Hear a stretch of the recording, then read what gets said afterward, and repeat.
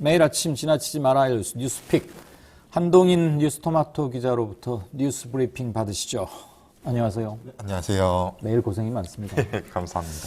자, 윤석열 당선인 민정수석실 폐지하겠다. 청와대에서 굉장히 핵심적 기능을 하던 곳이었는데 여기 없애겠다는 거죠? 예, 그렇습니다. 일단 대통령실 업무에서 사정, 정보조사 기능을 철저히 배제를 하고 네. 민정수석실을 폐지하겠다고 밝혔습니다. 관련해서 윤 당선인은 일단 사직동팀 이렇게 있을 수 없다라는 걸 강조를 했고요.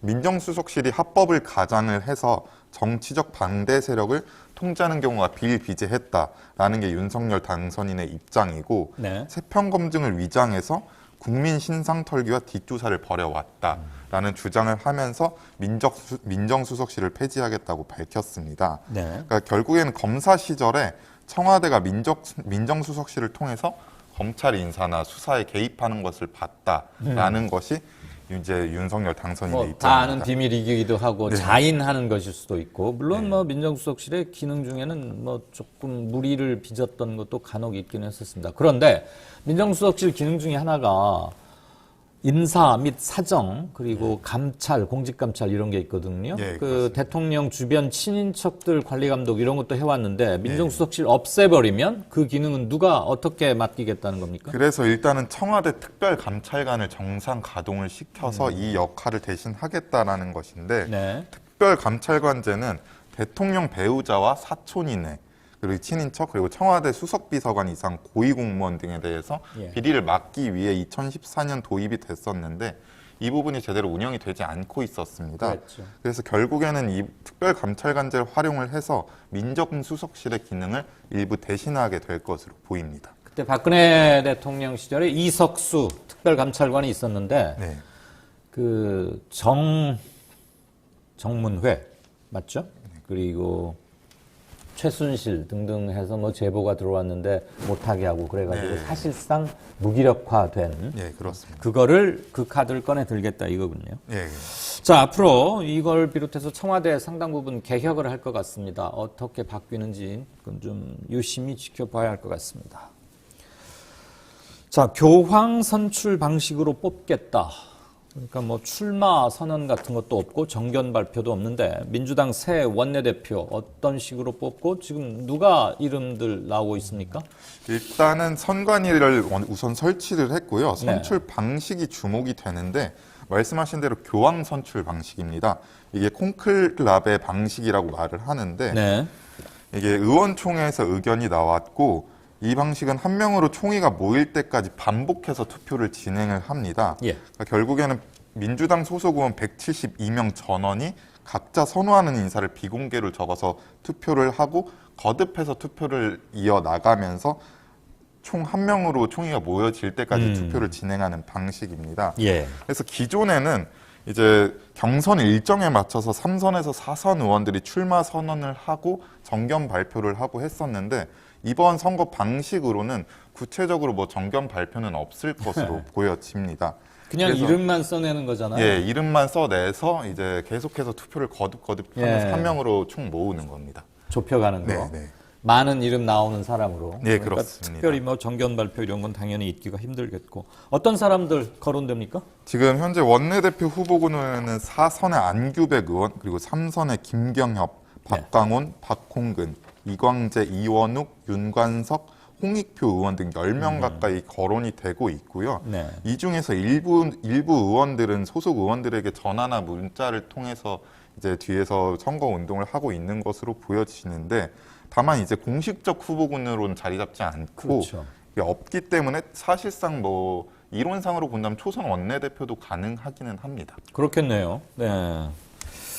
그런데 아무래도 지금 거론되는 인사들 보니까 선수 위주로 네. 다선 의원들부터 이렇게 거론이 되는 국회의 오랜 패턴을 한꺼번에 고치기는 물론 쉽지 않겠지만 콜클라라베 방식 이런 거 해본 적은 별로 없었던 것 같아요. 그동안. 네, 그래서 사실 우려도 조금은 있는데 네. 이게 지금 선거에서 패배한 이후에 비대위 체제로 전환을 했고 이제 수습을 하기 위해서 원내대표 선출을 해야 되는데 원래 기존 같았다면은 통합형이나 혁신형 이 부분에 대해서 고민이 있어야 되고 네. 각 후보들이 정견 발표를 하면서 이 부분이 드러나야 되는데 네. 이 부분이 드러나지 않고 결국에 비공개로 투표를 하다 보니까 친소 관계에 따라서 선거가 진행이 될 수 있다. 그럴 수 그렇다면은 있겠네요. 예. 개파에 따라서 원내대표가 선출될 수 있다라는 우려도 나오고 있습니다. 어차피 투표를 해도 사실 뭐 친소관계나 개파는 어느 정도 영향을 미치긴 하는데 네.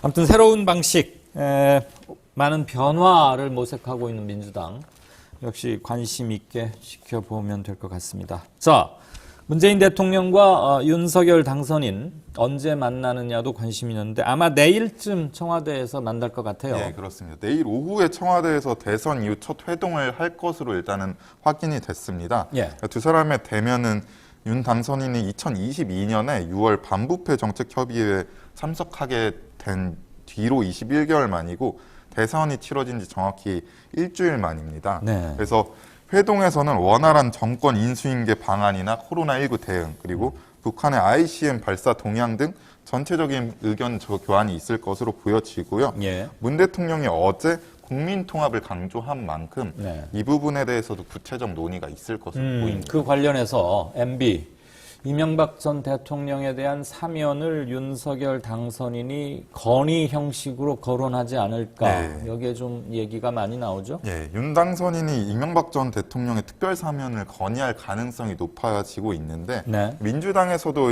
이명박 전 대통령에 대한 사면이 필요하다는 입장을 보였고 예. 그리고 김기현 원내대표도 이 부분에 대해서 언급을 했습니다.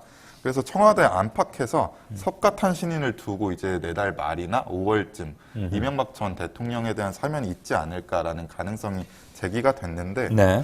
내일 있을 회동에서 윤 당선인이 MB 사면을 거론할지 주목해 봐야 될 것 같습니다. 예. 석가탄신일이 5월 8일이기 때문에 현 문재인 대통령의 임기는 5월 9일 0시까지고요. 네. 윤석열 당선인의 임기는 5월 9일 밤 24시, 5월 10일 0시부터 시작되니까 만약에 MB 사면이 석가탄신일, 불탄일인 5월 8일에 이루어진다면 딱 임기 하루 남겨놓은 때 이루어지는 건데 지난번 박근혜 전 대통령 사면 때와는 조금 여론의 결은 그때 좀 흐름은 달랐었습니다.